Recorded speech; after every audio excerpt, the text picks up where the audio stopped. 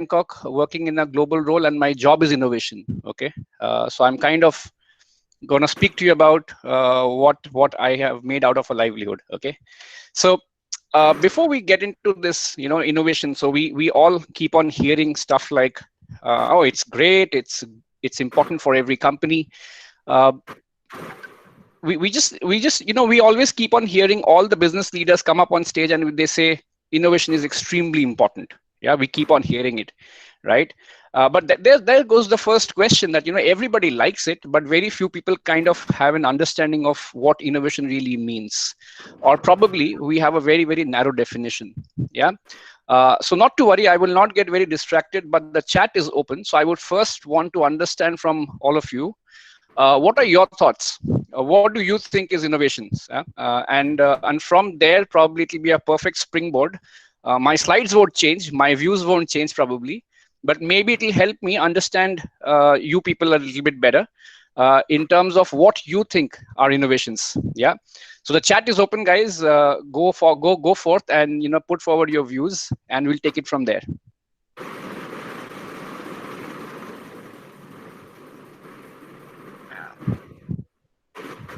So we have a first one which says innovation means any new ideas which make you invent more and new. Ankit says innovations means ease. That's interesting. Ayush says something that solves a problem for the masses. Impact. Innovation is solving problems in a better way. Okay, somewhat similar. Using differently than what was used before. Okay, using new things. Thinking out of the box and for scale. This is nice. A new idea to solve a problem. Okay, doing things differently. Discovering into a space where nobody exists. So pretty much you guys have a fair idea of what innovations are all about, and this is typically the kind of definitions which you come across when you talk to business leaders, right? From my experience, so I kind of bracket it in a very simple way. So first of all, it's something new for sure. It can be a new for the category, for the industry, or it could even be new for your company. It could be there out there in the consumer space or in the industry. Maybe it's new to your company. Do you call that an innovation? I would call that an innovation because it drives some kind of change. It brings about change in people, in processes, in your consumers. At the same time, some people say, what kind of newness are we talking about, right? So to me, it's not about only products. It's not only about processes. It's not about services. It's about a whole lot of things, right? So to me, innovation has even been in the way that we are connecting today. So if you see what really HR team has done today, they have not let social distancing come in the way of a nice L&D exercise. So we are kind of using innovation and driving forward a process. So it could be a process, it could be a way of looking at things, it could be even your budgeting principles that you take forward in your company. So that's innovation. Yeah. The third one would be a way to do things more efficiently and faster. Yeah. So if there is any small or big idea which helps a company or a team or an individual do something more efficiently, and actually it stems from laziness, if you really ask me. So if you're a lazy individual and you are trying to do something faster, that pretty much often leads to a good innovation. Yeah. The next one would be, brand equity or a consumer belief or a consumer perception. So any kind of change that you bring about, which can or which is intended to lead to higher consumer love or brand equity, is also an innovation. So it could be a change in your packaging. It could be a change of the way you speak to your consumers. It could even be, some people say bringing about a new product or bringing about a new way of servicing your customers. That could even lead to higher equity from your end consumers. This one is an important one. So I read somebody wrote impact and scale. To me, this definition is extremely important. Anything is an innovation if it eventually leads to business impact. Yeah, I do a change at my workplace, but it does not lead to any change in people, does not lead to any change to processes and eventually business impact. To me, I would not call that an innovation, and to me, I would not focus resources and mind space. Yeah. So anything I would say qualifies as an innovation if it eventually. Sorry, I think I hear some background noise. It's okay. It's a given. So eventually, it has to lead to business impact, right? And finally, it has to be an iterative process. Innovation is not a destination. So you see it every day. We launch a product and we say, oh, this year we did great at innovations. Yeah, so that's one of the alarm bells for me, which go off every time I hear this, because it's not a destination. Every time you launch a product or you launch a new process, you pretty much take 6 to 24 months in building something new, and by the time you end up launching it in the market, it has probably become obsolete, or it's probably become something that the competition is already doing along with you. So it's an iterative process. You have an idea, you develop the idea, you create a prototype, you do the test market, you do a test pilot, you do an implementation, and then you learn, and then you go back to the idea, to go back to drawing board, and you keep on tweaking your market offering every now and then, right? So it's an iterative process. Now, it's all very good to understand what innovations are all about, yeah, and that probably brings me to the second question of just trying to keep it basic. What's the second W, which is why? Okay, so why do we really need innovations at the first place? It's a buzzword, everybody is doing it, so I must do it. But having said that, at the heart of it all, as individuals, as professionals, as teams, as verticals, why should we really innovate? Now, some of us, who have spent more than a decade or more than 5-6 years in business, we would know that there has been instances in the past where companies have not innovated, or individuals have not innovated fast enough, or not proactively enough, or not effectively enough, and they have become obsolete. Okay. But having said that, I believe there are a lot of young professionals today on the call. So I would want to hear from you. Okay, not bookish again. I would want to hear it from you in your language. Why do you think it's so important for companies and teams and verticals and individuals, yeah, to keep on innovating? So again, the chat is open. I want to understand quickly from you before we jump into this.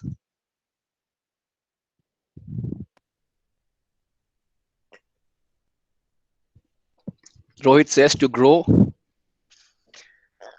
something new and exciting, to have a competitive edge, to gain extraordinary market share or profits, to not fall behind competition, to reduce costing,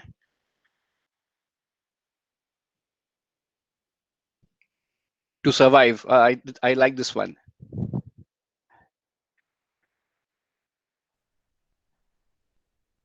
To get ahead of the curve. Perfect. So I think you guys are again, once again, pretty much on the ball. So to me, in my experience, first of all of us are eventually serving an end consumer, and consumer behavior has been changing faster than ever. And with the growth of digital, with the growth of the internet, what we are seeing is, the consumer attention span is becoming shorter and shorter, right? So as consumer behavior changes so fast, brands and businesses and business models need to continuously innovate, otherwise we become obsolete, right?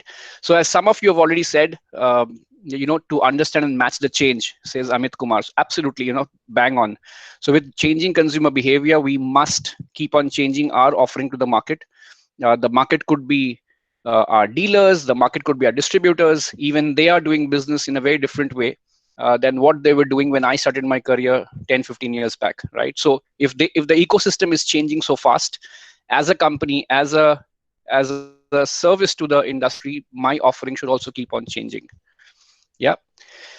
The second one, this is again very close to my heart, because I've been through a few in my career, and this is crisis. Okay, I have seen the most innovations happen at a time of crisis. We are right now, as humanity, we are going through one of the biggest crises of our human race, and we are every day seeing absolutely amazing innovations coming up. Okay, in the face of a crisis, many companies are now being forced to look into their business models. They are being forced to look into their product offerings, right? So oftentimes to stem the bleeding of a company or to turn around a company, an innovation is required. Yeah, we need to absolutely change the frame of reference of how we are competing in the industry, and hence an innovation is required. We need to change something around. You cannot keep on doing incremental changes to small changes to your business model. The third thing, of course, is to stand out. As we are saying today, if you look at India, large market, huge presence of all kinds of media. Consumers are extremely having short attention spans. So how does one get heard without spending too much money? Is by doing something different, right? So, and those examples are out there today. If I ask you, what are the most uh, easy to remember campaigns on TV, probably some of you will say, oh, I still remember 10 years back when the first IPL happened, we saw Zuzus, right? So, and why do we still remember this? It was absolutely a very, very innovative, clutter breaking mnemonic which came on TV for the first time, and we tend to remember that visual in our minds, right? So to stand out and to be counted, to be visible on the shelf, to be remembered by our core customers, that's important, that we keep on innovating and we keep on being seen as bringing new practices to the industry. The next reason why we need to innovate is sometimes competition does it ahead of us. Okay, this is, if I may use the word, it's not a very sexy way of going about innovations, but sometimes we are just forced to. Sometimes you are in, let's say, in the kind of business that I am in, I'm in the nutrition business. A new growth space comes about, something is done by competition, and then it becomes a race to kind of catch up and not let that growth space become a big market differentiator for the competition. Imagine tomorrow if there was a big competition to Udaan, and they have a very similar business model, and they start doing exactly the same things that you are good at, maybe at a cheaper cost, or maybe faster than what you guys do. Yeah, so sometimes those kind of innovations will force you to again relook at your business model, and force you to kind of come up with something new. So sometimes, yes, innovations are driven by competition activity. Yeah. And finally, it's about business outcomes, right? So sometimes, your business outcomes are just not good enough, and you want to turn around the P&L realities. You want to turn around the economic realities of your business, and hence you need to come up with innovations, right? So innovations could be driven by any of these factors, but pretty much what you will see in many companies is it will often be an overlap of these kind of reasons. Yeah. Any questions at this point before we move on to the next one? Yeah, somebody is giving me a nice example: TikTok innovation for advertising your product. K3 is asking me why innovations are dependent on investments only. Well, actually not. So we'll come across this topic as well. Okay, I don't think we have too many questions, so we'll move on. Okay. So some of you who are there on the call who have probably worked with me in the past know that I'm very much a sports buff. So this is an interesting story. Huh? I rushed past the first half of this presentation because I wanted to do justice to this one. Huh? Does anybody know what this picture is all about and why this picture is famous? Or maybe we can start with, does anybody know what sport this is?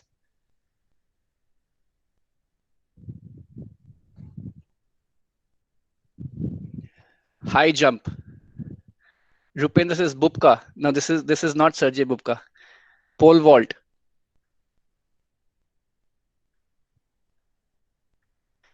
Aditya's got it right. He says this is the first time someone tried clearing the barrier this way.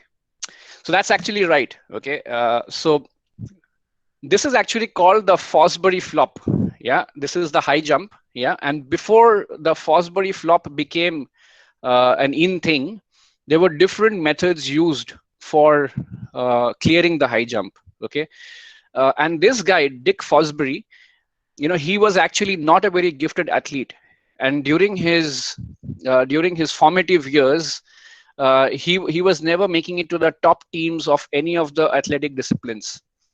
And apparently, with his height, he was 6 feet 4. With his height and with his kind of stature, high jump looked very easy for him, or it looked one sport where he could probably try and make something out of himself. But even then, he was never making it to top teams. He was struggling to get into the university teams and so on. With all the other all the other methods which were used for high jump earlier, there was a method of actually landing on your feet. Yeah, the method was always trying to clear the bar. Not a very gifted athlete, as I was saying, and he actually missed a step. Yeah, he missed a step, and he kind of took an awkward leap, and he landed on his back.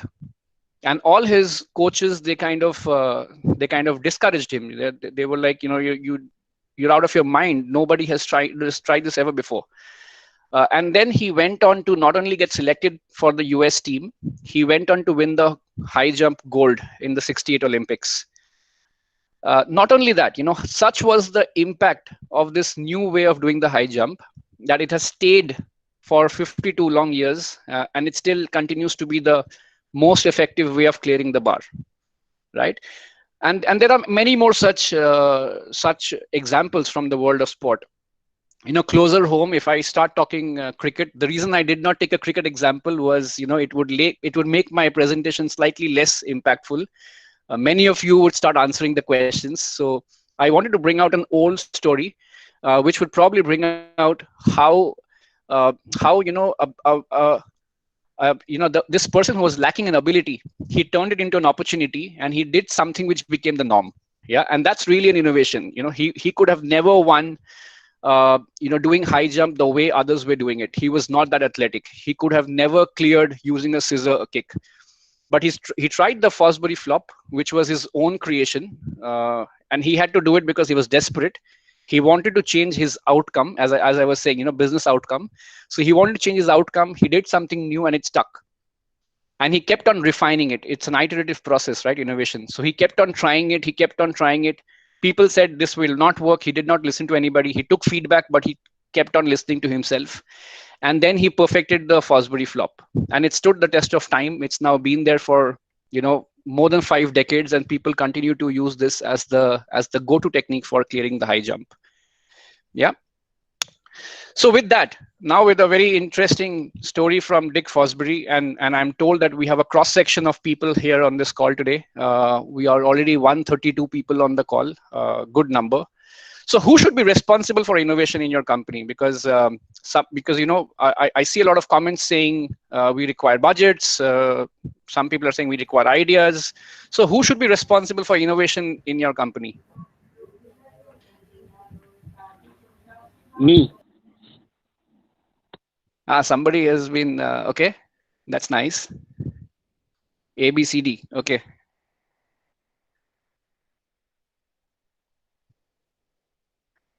Okay, fantastic. So I think all of you, I think I gave it away with my enthusiasm. Huh? So you're right. So the person this guy is pointing to is responsible for innovations. Yeah. And some of you may think that, how is it possible that, we are all working at different levels in the organization. We have different responsibilities.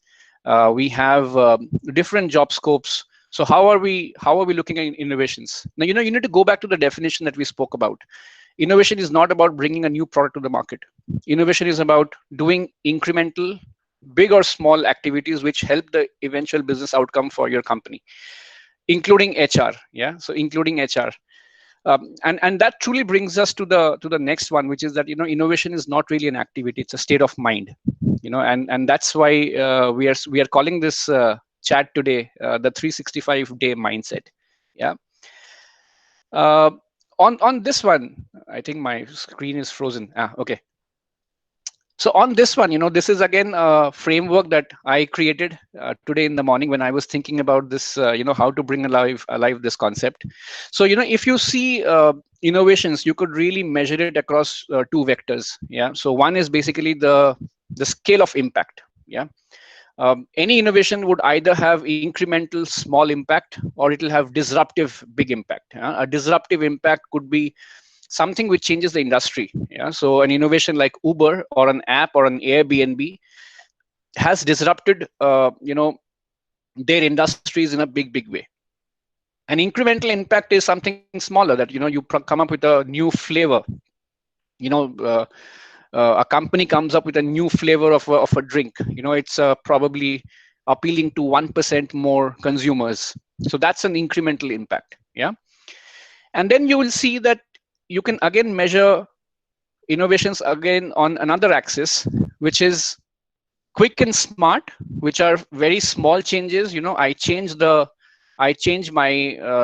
color of my packaging, or I make my packaging uh, maybe biodegradable, and it becomes an innovation. Yeah. Or you're looking at big change, something which requires a huge change internally, and in terms of processes required, right?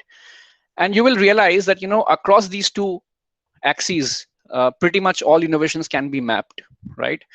Now, as individuals, it's important to understand that as we go across the quadrants, your resource and process heaviness actually starts only in the disruptive impact big change projects.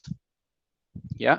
So if I'm trying to tomorrow bring about a change in the travel industry by disrupting a player like Uber, and I want to bring out something which is really big, okay, now that kind of an innovation will require a lot of processes, and it will require due diligence, discipline, and it will require a lot of resources. Yeah. However, there are quick and smart innovations which can also disrupt. Okay, I can give you an example. A few young students from a not so very well known engineering college, they ended up making a small dynamo powered phone charger, which you can plug it into your bicycle and you can use. So a lot of people in the rural areas are nowadays plugging these dynamos into their bicycle, and when they cycle long distances, getting to work to the small town and getting back home into the village, they don't lose power on their they don't lose charge on their mobile phones. Why? Because their bicycle is becoming a mobile charger, right? So that's a very frugal innovation which you can see is quick and smart, which individuals and teams can do, okay, but can also bring about disruptive impact. Yeah. There could also be quick and smart innovations which are small on impact, but we can do it in everyday lives.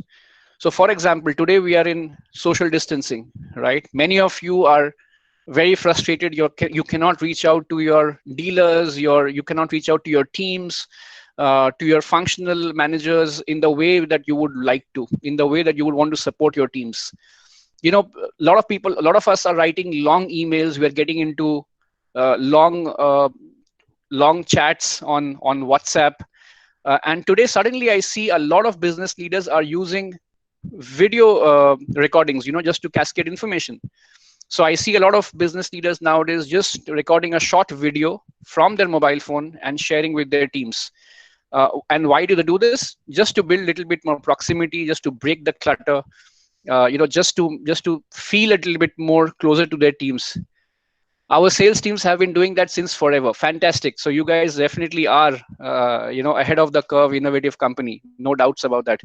But the question is, if that is the norm, then there would be fatigue setting in. Okay, Rishikesh. So Rishikesh has shared this, that our sales teams have been doing that since forever.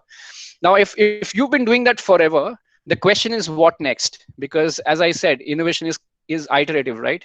So if I am receiving, two video messages from my managers every day, I can tell you the 10th day I will probably not start opening his messages, because it sets in consumer fatigue. It sets in fatigue at a personal level.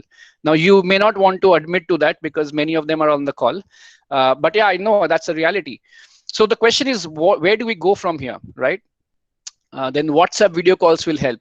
Maybe not. So the question again, it's not about video calls, guys. It's about what can we as individuals do in very small, frugal ways to bring in incremental change in our lives and in our companies, right? Uh, way back, when we were starting out in our careers, I saw some very innovative, sales guys in the field. They started using SMS groups, to connect with the retailers. Sometimes the trade schemes would not reach everybody on time. The salesmen under distributors, they would not be the most proactive. So what the sales team started doing, they started communicating trade schemes on SMS groups, which was the big thing back then, right? So these are, again, this is basically saying that I do not accept the status quo. I will be alert. I will be looking at what's available as resources to me, and I will not wait for somebody very senior in the company to come to me and tell me that this needs to be done in a different way. I am doing a lot of change management in my personal life. I am looking at a lot of technology in my personal life. Why can't I use a little bit more of that digital savviness to also run my personal life, right? So a lot of people are doing it very effectively, right? So that's really the mindset we're talking about, and it goes across processes. It goes across functions. It's not to do only with sales or marketing or product or even innovation functions. Yeah. The next one is, what are the ingredients to an innovative culture? And I see a lot of questions and a lot of chat messages talking about, what's really required. Somebody said resources some time back, and hopefully we have been able to establish the fact that, not all kinds of innovations require a lot of resources, right? But definitely, there are companies who innovate very effectively, and there are companies who try to innovate, who try to bring in a lot of innovations, but they fail miserably at that as well, right? So and thankfully, I've had the privilege of working in companies who have had a lot of successful innovations, and at the same time they have had a lot of not so successful innovations as well. And as the statistic goes, for every innovative offering in the market, there are 10 more innovations which did not make it eventually, right? So I've seen my fair share of failures also when it came to innovation projects. However, it boils down to the culture, yeah, right? And really, when I was reading the topic, I really thought one should really talk about the ingredients to an innovative culture, without which it's very difficult for any organization to bring about everyday 365 mindset on innovations. So guys, the chat is open. Feel free to comment. What do you think are the key ingredients?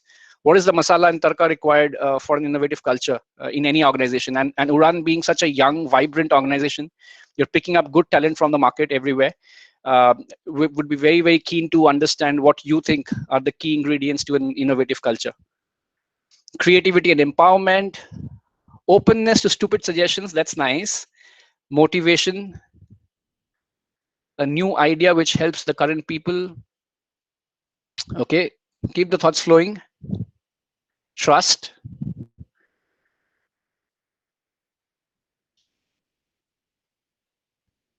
diversity of thought, logical thinking. So I'm kind of doing the bad cop today, huh? So I'm trying to get all the information from you guys and be the bad guy and share it with your HR family. Huh? Courage to face failure, economy helps to the people, risk taking ability, friend relationships. Yeah, you guys are pretty much freedom of communication from bottom to top. Okay, so the first thing that I see is structures. Yeah, in a lot of companies I see there are innovation functions. Okay, I come from one such company. I am an innovation director, so to say. Okay, but it really scares me. In a lot of companies, when we see there is a dedicated function for innovations, again, for me the alarm bells go off, because oftentimes what happens is you have an innovation function, means that they are the ones who are responsible for innovation. Okay, which is absolutely not true. Innovation, as we have just spoken about a little while back, everybody in the organization has to embrace innovation and has to look for new ideas and new ways of doing things every day. Every day better than the previous day, right? And that's true. Then what do these innovation functions do? Now, the innovation functions are required to probably bring in discipline, to bring in focus, and to drive the agenda. However, the message has to be diffused, and something which really depicts this in a nice way is probably the way the symphony plays.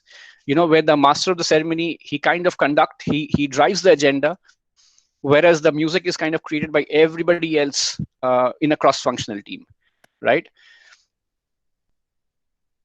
So that's really an important one. So every time I see there's an innovation function, I really want to understand also that how is the innovation agenda, the KPIs, the objectives distributed across all the key functions. The second thing, which I think some of you already have said, it's open sharing and collaboration. So within your teams, and when I say what can you do to have a 365 learning and innovation mindset, ask yourselves, many of you probably are team leaders, ask yourselves that you guys are doing a great job. If there is somebody in the team who's doing something very, very well, is there a forum where this person can informally or formally share what he or she is doing differently? Are these forums only left to the whims and fancy of each individual manager or leader, or are there formalized structures where this kind of learning and sharing can happen? So if you see, there is a role that individuals can play as team leaders, as individuals, as HR, as leadership teams, and so on. So creating this atmosphere and creating these formal forums is extremely important. And especially in cultures like ours, now that I am in Southeast Asia, it's even more conservative, where people don't speak up very easily. Having these formal forums really helps in sharing of ideas. I'll give you one more. I believe Udaan is also verticalized into different product categories. Sometimes we are catering to the same kind of maybe the same customers in a particular market. There is probably a pharmacy and there's probably a grocery next to each other, same market, similar dynamics, but maybe we are talking to the two customers very differently, right? So is there cross-functional, cross-team learning also happening? Maybe somebody is doing something really, really well that we can learn from. So these forums are extremely important. So as individual team owners, individuals, you need to ask yourself, are we really sharing and collaborating with other functions? And this one also, a lot of people spoke about. I think they said trust, ability to make mistakes. I think I would say creating an environment to fail safe. Yeah, so we have a lot of young people in many organizations. Are they really given the freedom to try something? And again, you can't make the kind of mistakes which will probably endanger the whole company. But yeah, I mean, can you have safe bets? Can you have calculated risks? And there are ways to define it. Something which can probably create a few, create a loss, probably a few lakhs. Maybe some companies have that appetite. If the eventual outcome is to learn something new, right? Maybe if your kind of mistake puts the company at risk, or it becomes a huge regulatory problem, or it becomes a legal issue. Of course, you can't be silly. You can't be getting into those kind of failures. But within a framework, is there a framework where people can try out new ideas? Is there a lab where you can try out new ideas? And Kalpesh says, yes, at Udaan, yes, very happy to know that. We are given a lot of freedom and try and fail. Excellent. So next time somebody in your team, he or she fails, do you focus on the learning, or do you focus on what was done wrong? And, if the problem is the person, right? So again, I see this in a lot of companies. Culture is, of course, a big topic. And I see it's really top driven sometimes, but I think each one of us collectively make up a company. It's not only the leadership. So even as vertical heads or as area managers, we have a lot of role to play when we talk to our teams and we give them the safe environment to try out new ideas. This is the most debatable one, probably. A lot of people say you must have resources for innovation. And I partially agree. So if you remember the grid I showed you earlier, for big change innovations and for big disruptive innovations, sometimes the end product requires a lot of resources, even at the development stage, right? So does your organization have a framework where you have a decision protocol of how to decide resource allocation? I see a lot of projects where ideas are really good, but the implementation is really terrible. And why does this happen? Because as the idea progresses through the corporate funnel, you will see the resources which are required to make that idea a success are just not there.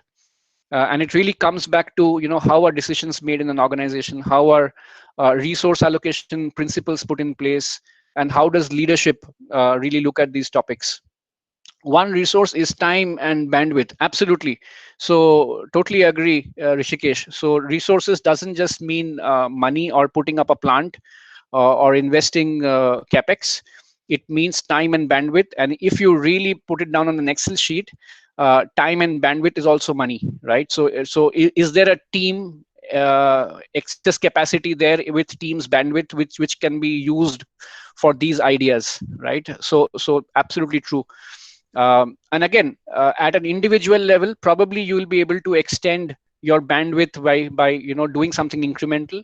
But at an organization level, when you're looking at innovations as a big topic, resources definitely is a topic that requires discussion. And perhaps the most understated is process. Yeah, and I keep on hearing, we keep on reading this nice Harvard Business Review articles where every innovation is about an idea.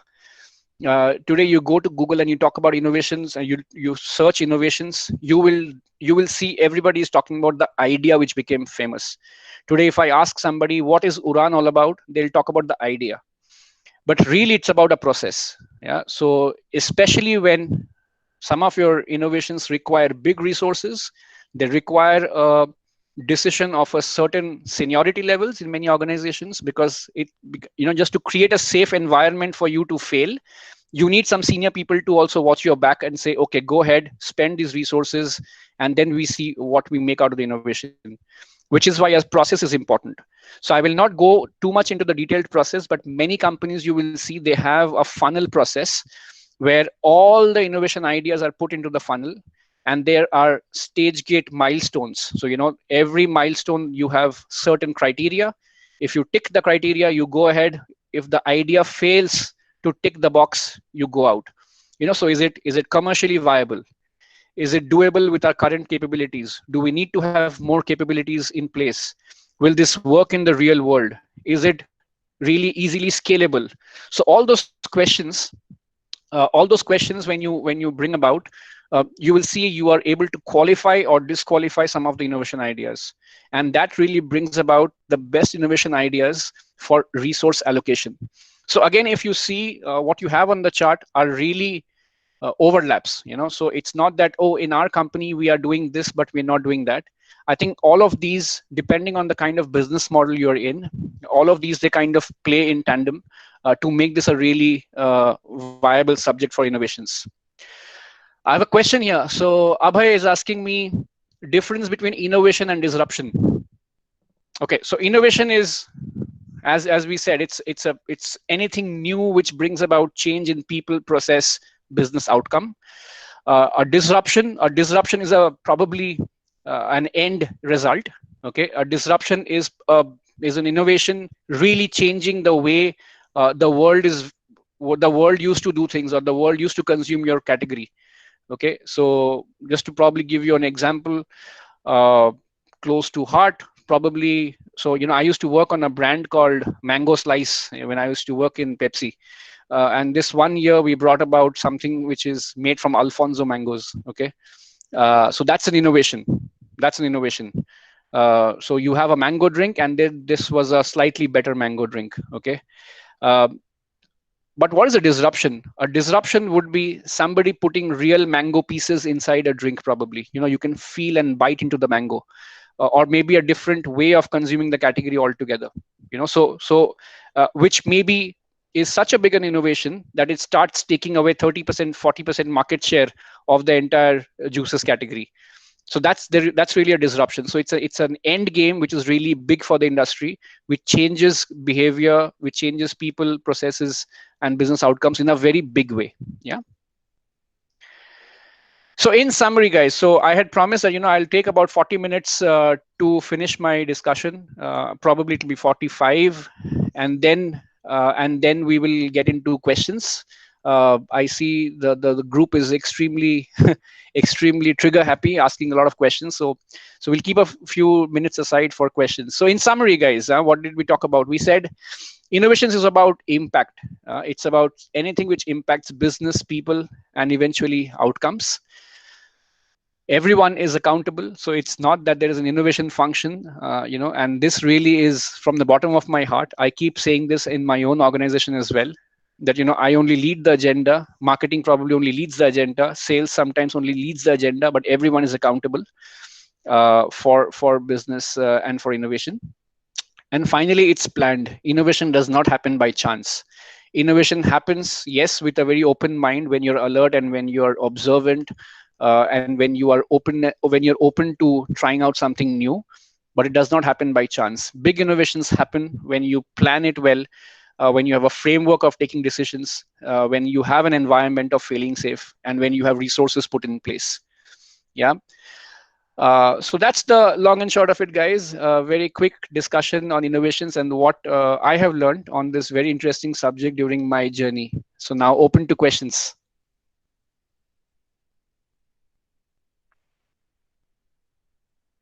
I have a question from Abhay saying, can we say Udaan is disrupting India's B2B market?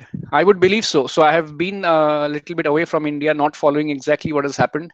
But what I hear from my FMCG friends and some other friends as well is that Udaan is the next big thing to watch out for. So very, very excited for all of you guys. Very happy for you guys. I have a lot of friends at Udaan, and yeah, I think you guys are really disrupting.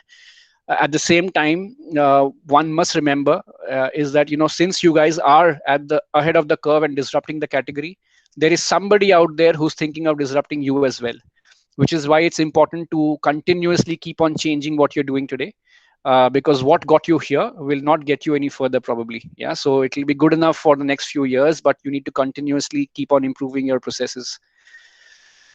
I have a question from Ankit saying, I may be having full faith of my innovation, but it may not eventually be resulting into something meaningful. Where is that cutoff point where I should dump it and move forward? Okay. I think it comes back to the objective.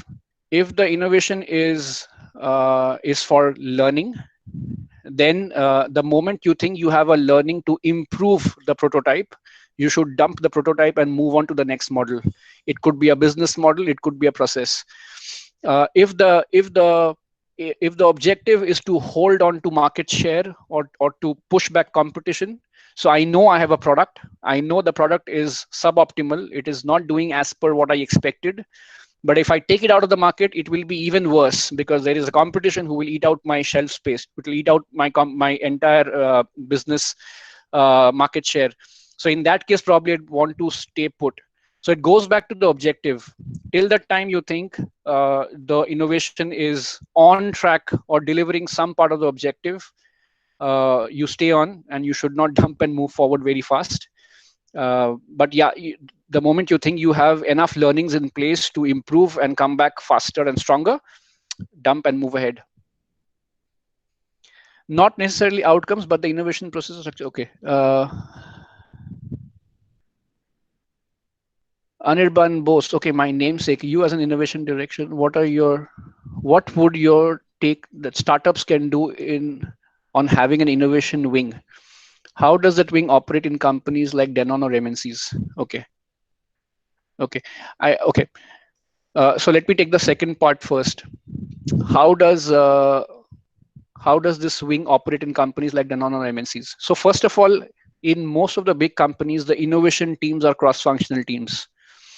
So in my team, I have people from R&D, I have people from marketing, I have people from sales, I have people from even operations. What they do is they bring about, they really are custodians of a process. So we have a process through which new ideas come. We have a process through which new ideas are judged or they are rated, and basis which there is a recommendation of resourcing these ideas. That's what innovation teams do. In some of these big companies, innovation teams do not take decisions. Why? Because they want to stay neutral.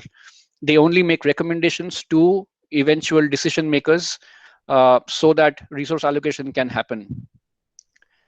Why is the cross functionality important? Because you want more and more different diverse views to be taken into account when you're working on a new idea. So Anirban's earlier question was, what would your take be on startups who want to have an innovation wing? I would say don't make the mistakes that big companies do. First of all, understand your advantage. Your advantage is that some of the young startups, they are faster. The problem of being a very big company is the big companies tend to be slower. They are not necessarily slower, they tend to be slower, which is why nowadays you will see companies are spinning off small parts of their company into a separate entity and asking them to be more nimble. So make sure, when you have an innovation wing, if at all, make sure you do things faster than the MNCs. Problems with MNCs is that they have too many decision layers.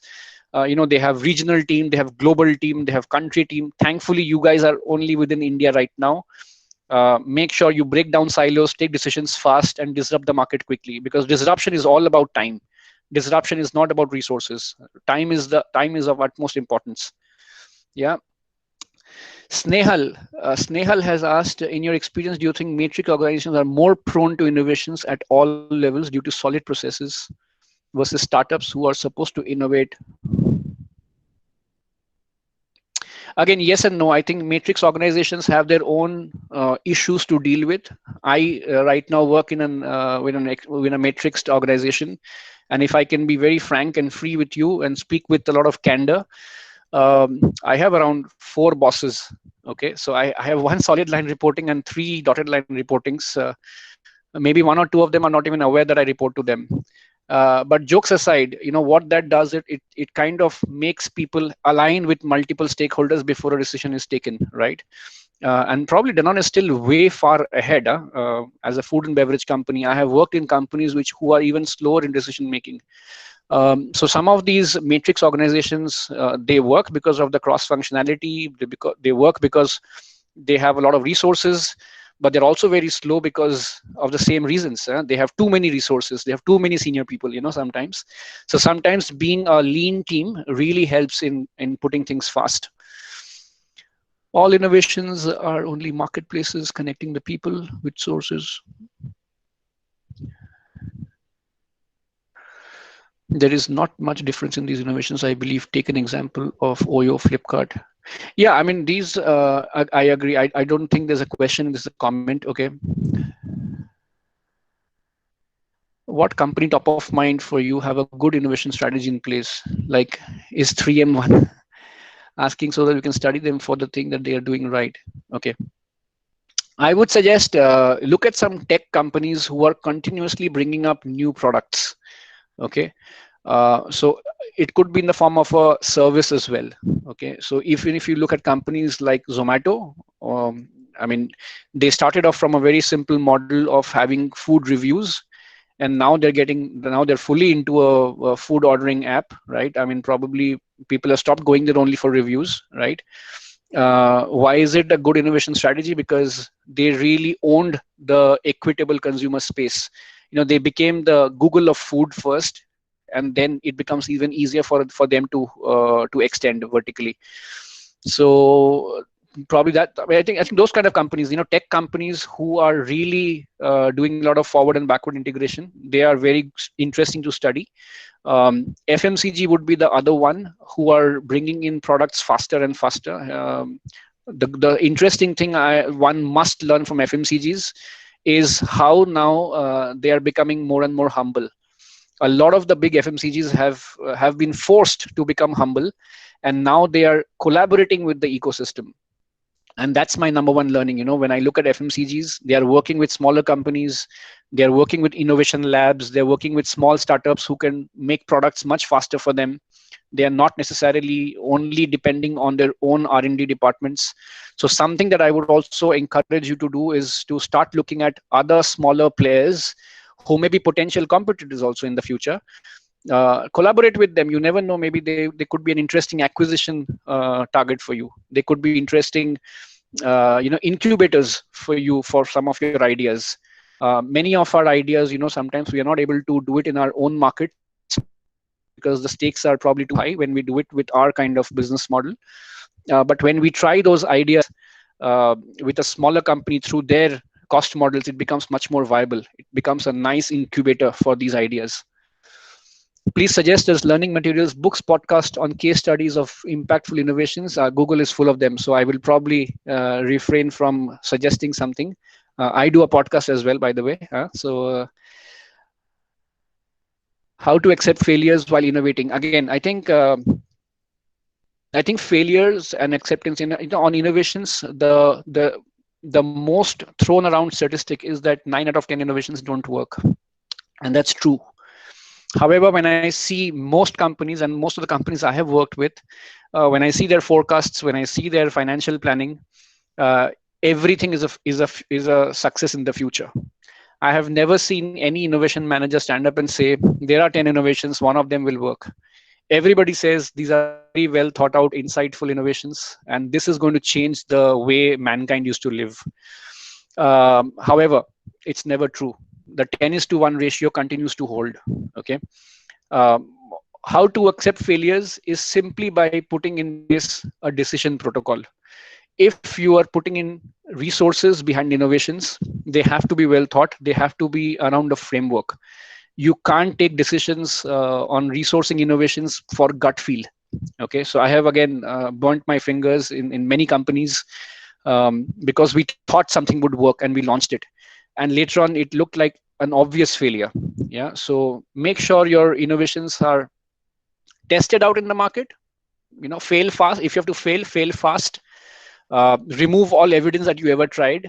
But make sure when you are testing your models, when you're testing your pilots, when you're testing your beta models, don't expose yourself too hard. And again, it comes back to the framework that you use to take decisions. Who is signing on the decision that you're taking? As long as your back is protected, then you would be encouraged to take more and more chances out in the marketplace. Top 3 difficult innovation and disruption you made in your life. Wow, nice. I think tonight would be one of them. I think this is the first time I'm doing this kind of a session online. Top 3 difficult innovation. Okay, so I would say when I first started my marketing career, I was not even properly in a marketing role. I was in a customer marketing kind of a role. And I just realized that some of the campaigns run by my company's head office are not reaching my market. Okay, the market that I was responsible for. And I just created a radio jingle, and I told this marketing guy in the head office that I want to run this. Okay, and I was not expecting to get an approval, but he approved. He said, just go ahead, spend some money, put it on the radio. And I tried that, and I worked with the local radio company, Red FM. They created a nice jingle for me, and that campaign ran for 3 months. And in the soft drink industry, 3 months is a lot. Okay, so this would, again, why do I say this is an innovation?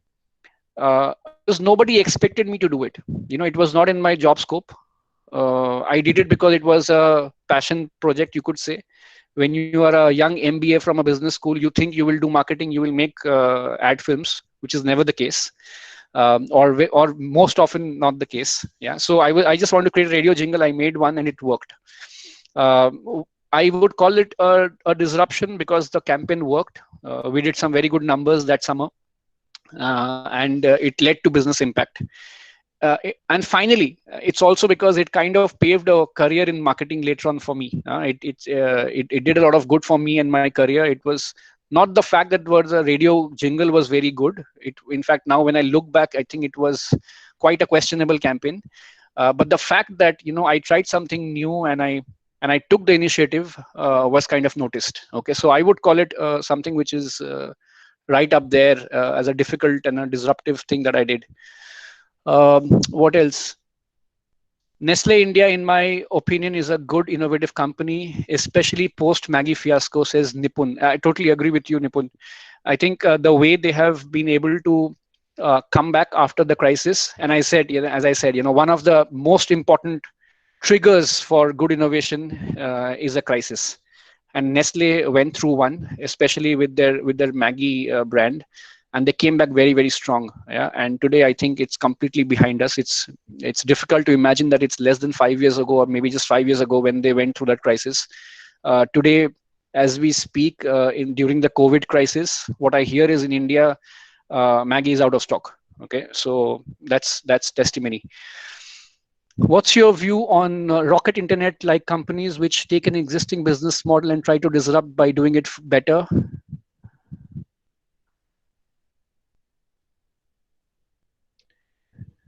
But I digress. What about fast copiers who then adopt? I think it's very smart. So just a disclaimer: I'm not from the tech industry myself. I am just a keen observer from the outside for some of these companies.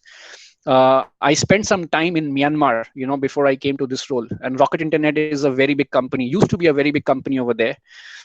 They had a company called Shop.com, which they later on very successfully divested to Lazada, Alibaba. Uh, and that's what they do. They are very smart. They pick up local jewels, and they have a lot of expertise at their own back end.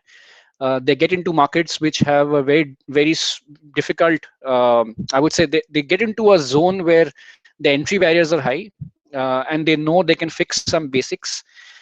They acquire companies and then they improve the basics, and then they disrupt. They do things faster. They do things cheaper.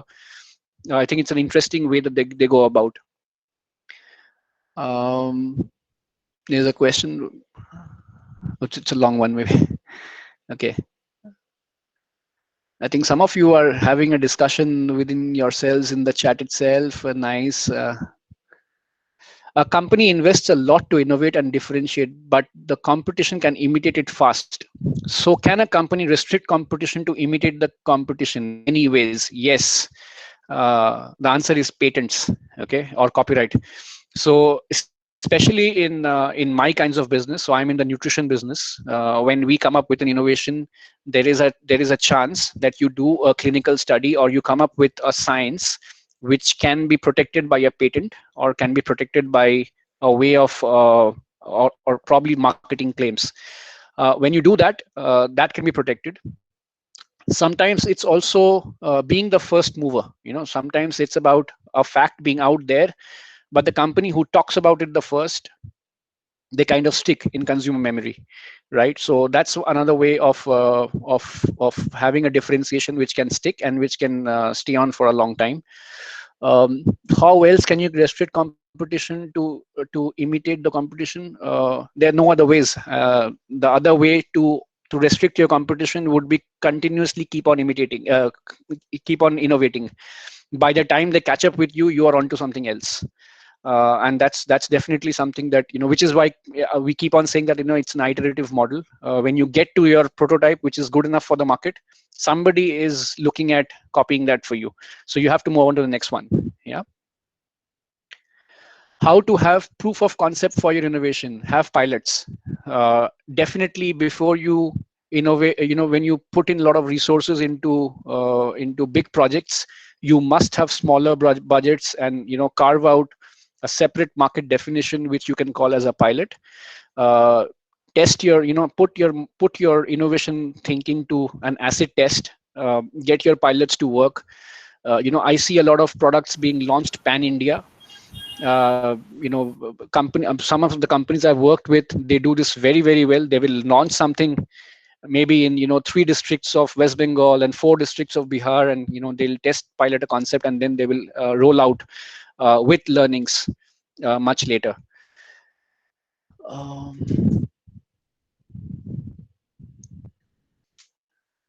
Okay, nice ones.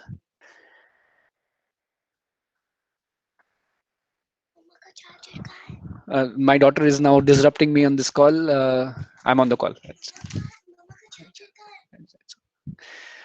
Sorry for that, guys. In your opinion, which is easier, more effective way to manage innovation disruption? Organic in-house R&D or inorganic acquisitions, etc.? You mentioned many FMCGs are moving towards the latter. What led them to change their approach? Excellent question, Sandeep. So, so first of all, what works better? Again, goes back to the objective of the innovation. If the objective is to improve on an existing science, or to improve on something that you're already good at, then probably it makes sense to innovate in-house. If you're trying to disrupt completely something new, okay, so I'll give you an example. It's difficult for me to give examples outside my company. So let's say today we work with a few innovative companies, and this is public news, so I can share with you. In Brazil, we work with a few companies who are creating products for us externally. Yeah. And why do we do that? Because when we try to do it, our company processes are probably structured in a way which takes us a little bit more time, right? Or maybe it takes us a little bit more resources to do it efficiently. When we go to these smaller startups, they have they have systems in place to do a rapid prototyping, which probably a big company or a slower company cannot do, right? They may not be very high on science. They may not be having a lot of other capabilities with which other big companies do, but they have agility, right? They have agility, they have energy, and they have a lot of new concepts, and they are probably very, very niche. The other thing is, and this one, so a lot of big companies are very, very diversified, and sometimes you are trying to kill a very niche topic, and you're looking for a specialist. And in our kind of big companies, you tend to have a lot of generalists. Even within departments, you have a lot of generalists, right? So if you're looking at having somebody who has got a very unique point of view or a very unique expertise on the product category, it's always advisable to go to an external party, which is a niche company, which can take forward your business challenge and come up with something very, very innovative. Yeah, so both of them work. It totally depends on the objective of innovations.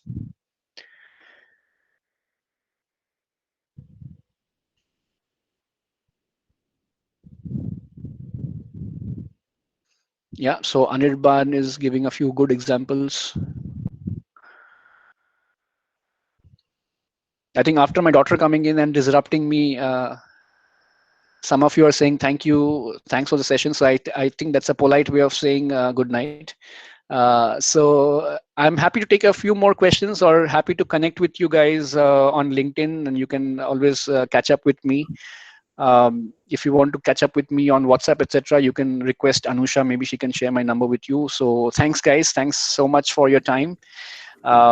It was a wonderful session, and as I was speaking to you, a lot of these concepts kind of were brought alive in my mind. So it was kind of a nice walk down the memory lane for me as well. Thank you so much. So Anusha, any Thank next you steps so for this much, one? Anirban.